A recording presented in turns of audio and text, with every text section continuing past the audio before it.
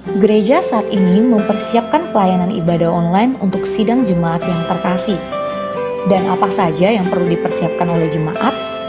Pertama, pilihlah jam ibadah yang sesuai.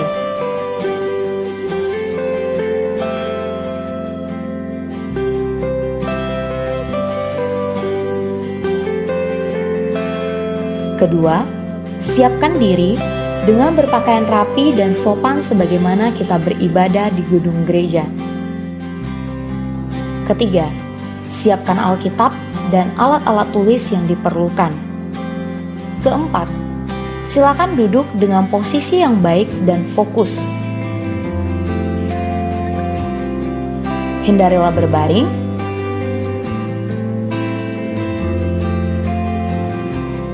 atau melakukan kegiatan yang lain. Kelima, siapkan hati dengan berdoa secara pribadi sebelum ibadah online dimulai.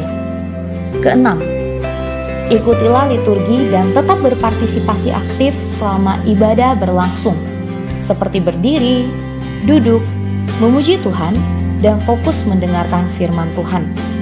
Yang ketujuh, jemaat bisa melakukan persembahan melalui transfer ke rekening gereja atau scan QR yang tertera di layar menggunakan mobile banking atau e-wallet.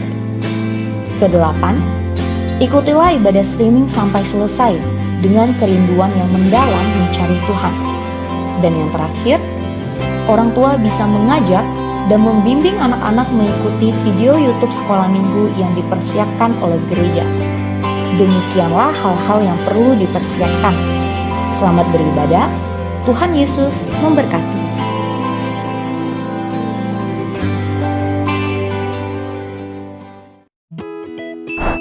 Tahu nggak sih, jutaan kuman yang menempel di tangan kamu bisa menyebabkan berbagai macam penyakit. Biasakan mencuci tangan dengan air mengalir dan juga sabun. Langkah-langkahnya yang pertama, telapak tangan, gosok kedua telapak tangan. Yang kedua, gosok punggung dan sela-sela jari sisi luar tangan kiri dan juga sebaliknya. Ketiga, gosok sela-sela jari bagian dalam. Yang keempat, kunci jari-jari sisi dalam dari kedua tangan. Yang kelima, gosok ibu jari tangan kiri dan berputar dalam genggaman tangan kanan dan lakukan sebaliknya. Yang keenam, rapatkan ujung jari tangan kanan dan gosokkan pada telapak tangan kiri. Dan yang terakhir, bersihkan kedua pergelangan tangan secara bergantian dengan gerakan memutar. Dan setelah itu keringkan kedua tangan dan tutup keran dengan sikut atau bekas kertas tisu yang masih di tangan.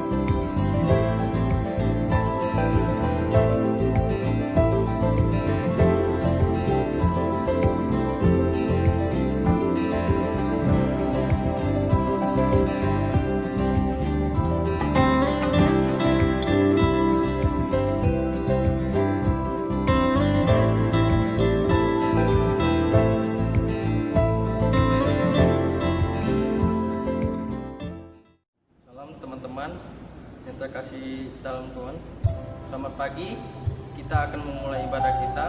Namun sebelum itu, kita tenangkan hati dan pikiran kita. Kita ambil sikap saat teduh. Saat teduh dimulai.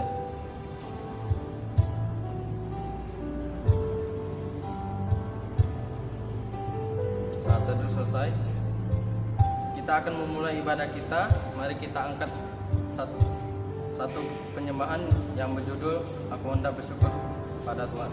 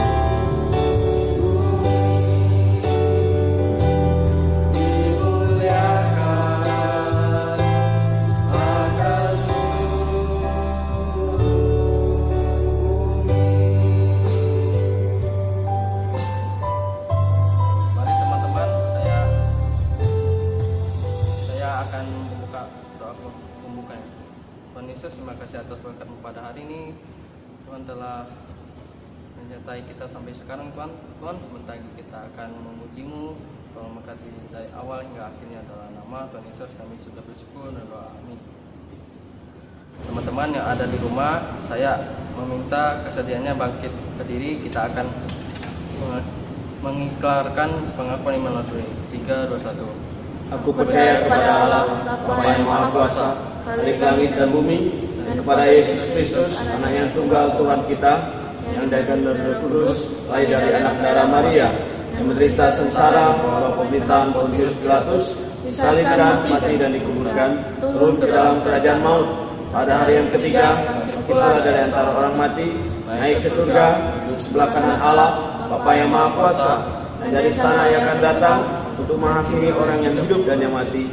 Aku percaya kepada Roh Kudus, gereja yang kudus dan am, persekutuan orang kudus, pengampunan dosa, kebangkitan tubuh dan hidup yang kekal. Amin. Teman-teman masih bangkit berdiri, kita akan memuji memuliakan nama Tuhan. Kita angkat satu pujian, terpujilah nama Tuhan.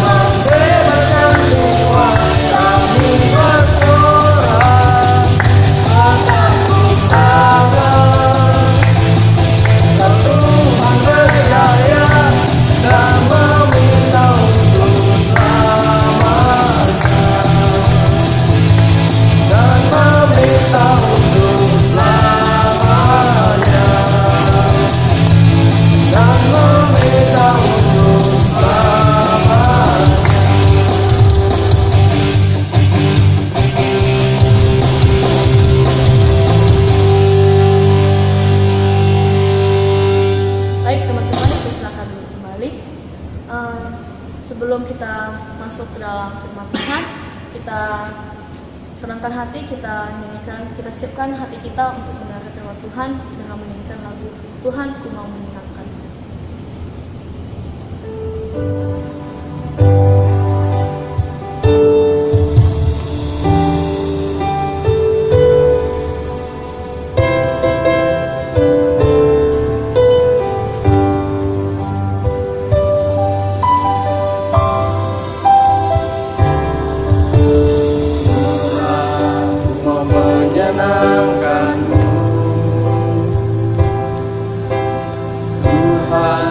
Bentuklah hati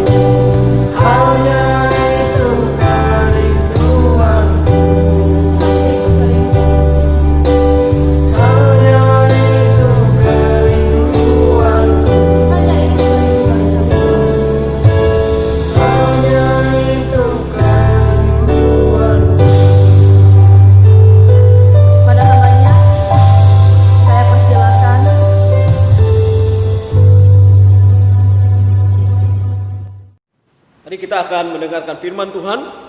Sebelumnya kita terlebih dahulu berdoa. Tuhan, kami boleh bersyukur senantiasa di pagi hari ini. Inilah ungkapan kami kepadamu Tuhan.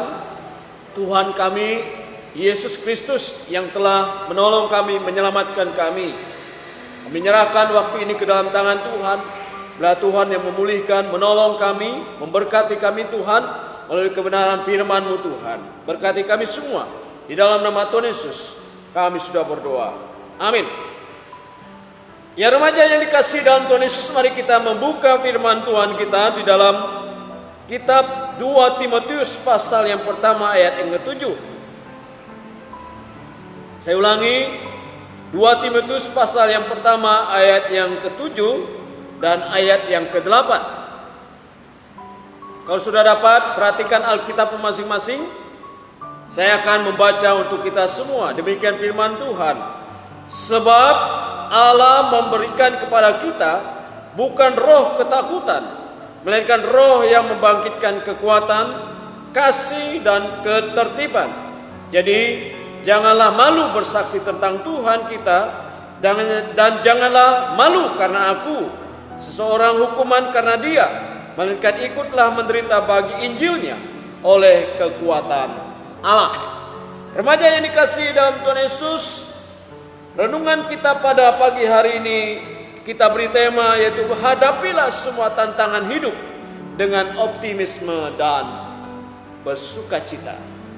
Ya, hadapilah semua tantangan hidup kita dengan optimisme dan sukacita. Wah, judul tema yang sangat baik kita boleh renungkan pada hari ini. Suatu hari ada seekor tikus, ya, ketakutan luar biasa. Kenapa? Dia melihat seekor kucing. Ya. Tentu ini musuhnya. Dan ini ada ancaman bagi dia. Itu sebabnya tikus tersebut pergi kepada tukang sihir, ya, untuk menyulapnya menjadi kucing. Setelah tikus tersebut jadi kucing, wah dia senang sekali. Karena ya sama, gitu ya. Selevel, tidak ada yang ditakutan lagi. Kembali lagi ya dicekam rasa takut. Kenapa? Tadi kucing, sekarang ternyata ia melihat seekor anjing. Wah, anjing ini ingin menerkam dia, ingin memusuhi dia. Maka segera saja ia kembali ke tukang sihir tersebut, ya, dan meminta apa? Mengubahnya menjadi anjing juga. Nah, setelah semua dipenuhi, ia jadi anjing, ya, lagi-lagi ia takut. Ketika apa? Bertemu dengan macan. Oh, ya. Dan minta kepada tukang sihir untuk mengubahnya kembali. Aduh, kalau bisa saya menjadi macan, jangan jadi anjing lagi. Tetapi ketika ia datang lagi dengan keluhan bahwa ia bertemu dengan pemburu, si tukang sihir itu menolak membantu lagi. Akan saya ubah kamu jadi tikus lagi. Sebab apa? Sekalipun badanmu macan, tetapi nyalimu itu loh masih tetap nyali tikus, kata tukang sihir tersebut. Remaja yang dikasihi dalam Tuhan Yesus, ketika kita melihat kisah ini, kita juga mau belajar. Kita tidak ubahnya seperti tikus tadi, yang ingin berubah menjadi seekor kucing. Ya, ketika dia bertemu anjing, dia ingin juga sama seperti anjing. Nah, ketika ketemu dengan macan, dia juga takut, akhirnya ingin menjadi macan. Dan seterusnya, dia diburu oleh seorang pemburu, ia ingin seperti pemburu. Dan seringkali kita tidak sadar bahwa apa yang dikatakan si tukang sihir tadi, dikatakan bahwa kamu sudah diubah menjadi tikus. Ya, sekalipun badanmu itu macan, nyalimu itu, atau kamu punya dirimu itu sendiri, ya, tetaplah nyali tikus. Ya, walaupun kamu sudah pemburu, tapi kamu masih takut, kamu masih punya nyali seperti tikus. Nah, remaja yang dikasihi dalam Tuhan Yesus, ketika kita percaya kepada Yesus, kita diubah menjadi manusia baru.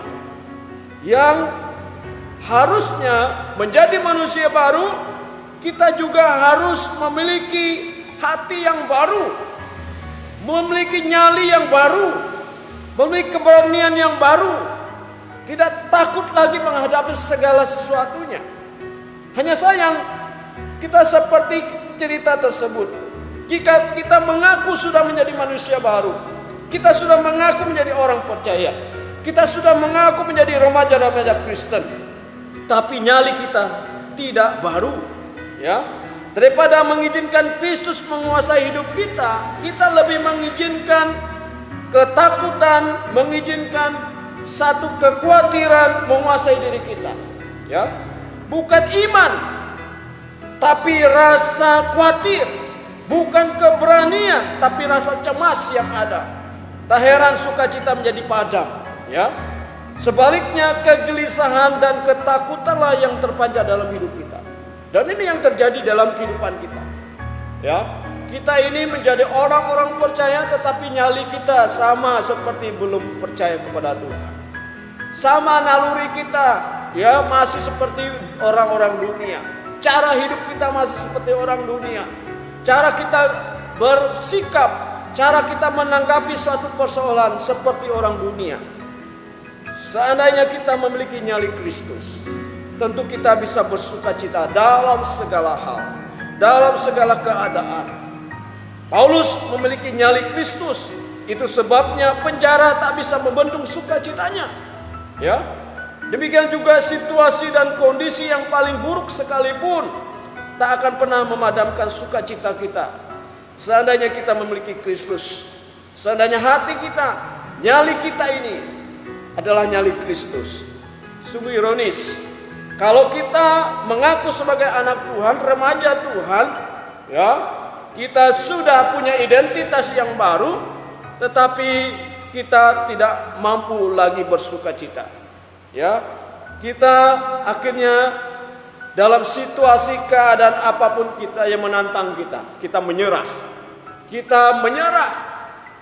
Kita pasrah dengan keadaan dan sebagainya. Padahal Tuhan inginkan apa? Supaya kita benar-benar menjadi anak-anak Allah. Karena Allah sudah memberikan kita bukan roh ketakutan, dalam firman Tuhan katakan.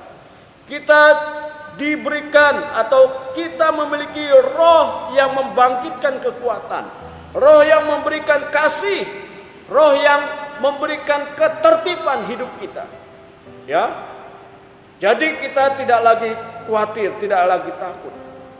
Bukankah kita seharusnya berani menghadapi setiap tantangan hidup kita dengan optimisme, dengan sukacita?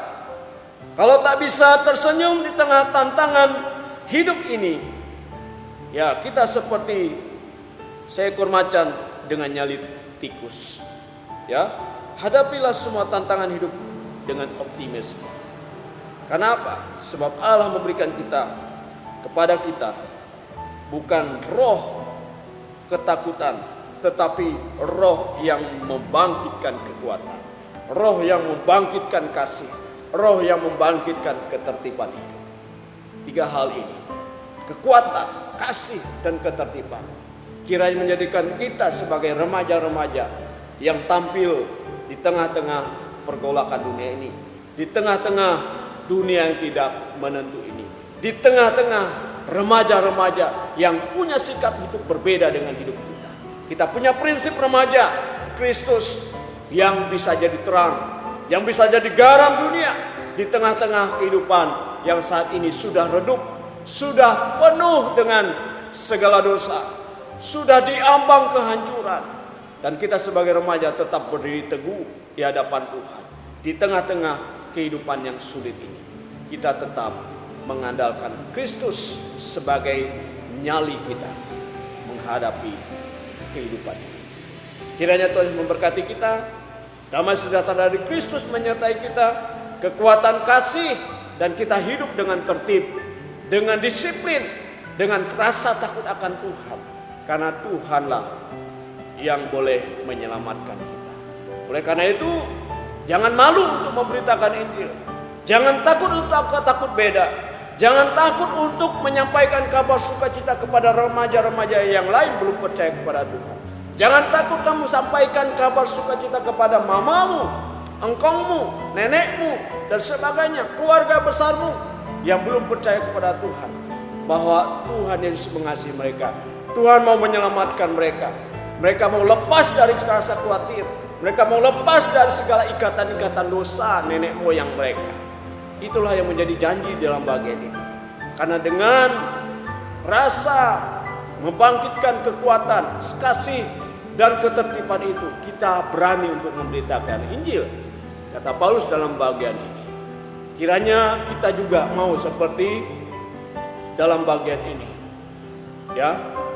Pesan Paulus kepada Timotius sebagai anak muda, kepada remaja yang masih muda, kita semua dibebankan untuk terus hidup dengan optimisme, hidup dengan tantangan hidup yang optimis, yang terus bersukacita, ya, memancarkan kesukacitaan Tuhan, kasih Tuhan, dan kita juga hidup tertib, teratur untuk orang lain melihat kita, siapa kita, dan mereka boleh percaya sungguh-sungguh, oh inilah anak-anak remaja yang punya nyali Kristus. Kiranya Tuhan Yesus memberkati kita, damai sejahtera, dan sampai Tuhan datang kedua kalinya, kita tetap teguh mengikut Tuhan. Haleluya. Amin. Mari kita berdoa. Tuhan, terima kasih karena waktu yang baik kami boleh berkumpul di tempat ini. Terima kasih juga karena Tuhan boleh menyertai kami sepanjang waktu kami boleh hadir di tempat ini. Terima kasih juga untuk firman Tuhan yang boleh menegur kami, menasihati kami, supaya kami benar-benar menghadapi tantangan hidup kami dengan optimisme. Dan kami yakin dan kami boleh bersukacita di dalam Tuhan. Karena Tuhan ada di dalam kami dan kami ada dalam Kristus. Dan kami tidak pernah salah untuk memilih jalan hidup kami Tuhan. Dan kami percaya Tuhan akan menolong kami, memberkati kami. Di dalam nama Tuhan Yesus kami sudah berdoa mengucap syukur. Amin. Habis. Dah. Baik, terima kasih firman Tuhan yang telah disampaikan oleh Pak Jason. Kita akan meresponi firman Tuhan dan juga akan melaksanakan persembahan. Persembahan ini akan dilaksanakan, akan bisa diberi, bisa ditransfer melalui rekening komisi remaja, atau juga bisa diberikan lewat pengurus, atau untuk teman-teman bisa menyimpan terlebih dahulu, lalu kemudian bisa memberi setelah sudah masuk ibadah secara utuh. Kita akan iringi persembahan dengan nyanyikan lagu Terlalu Besar.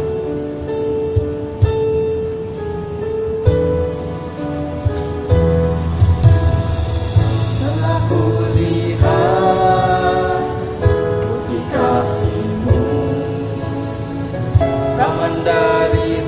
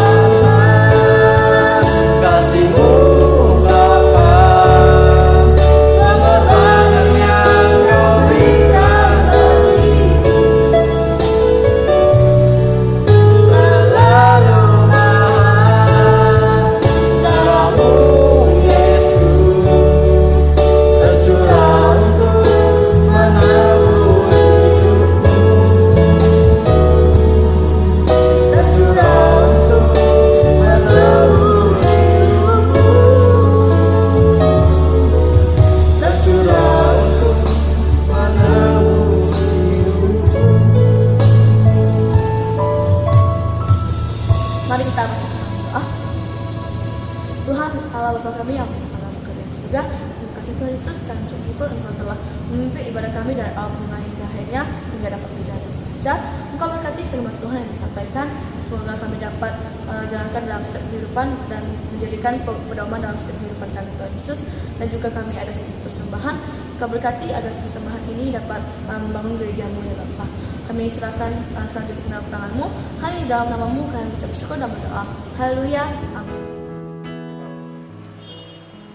Ya, mari kita akan sama-sama mengakhiri seluruh kegiatan kita pada pagi hari ini. Kita akan menyanyikan doksologi dan kita akan menerima berkat dari Tuhan.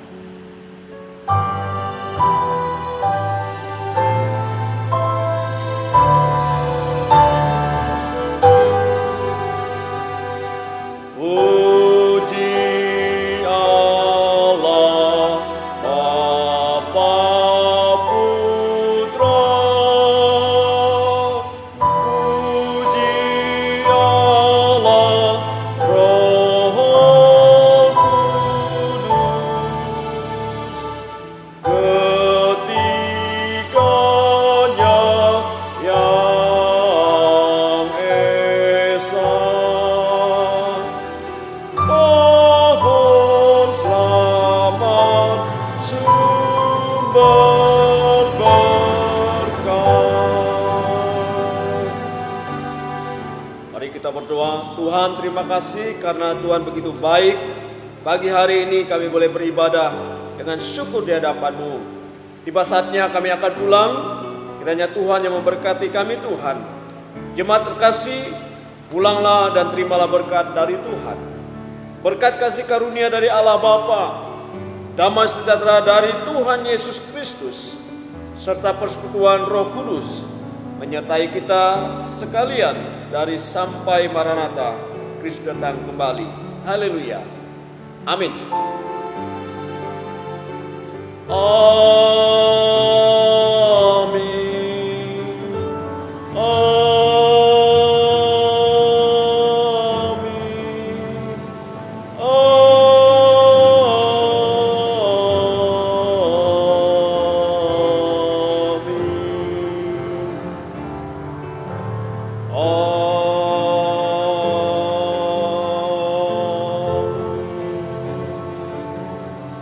Amin. Ibadah kita selesai. Selamat hari Minggu. Tuhan Yesus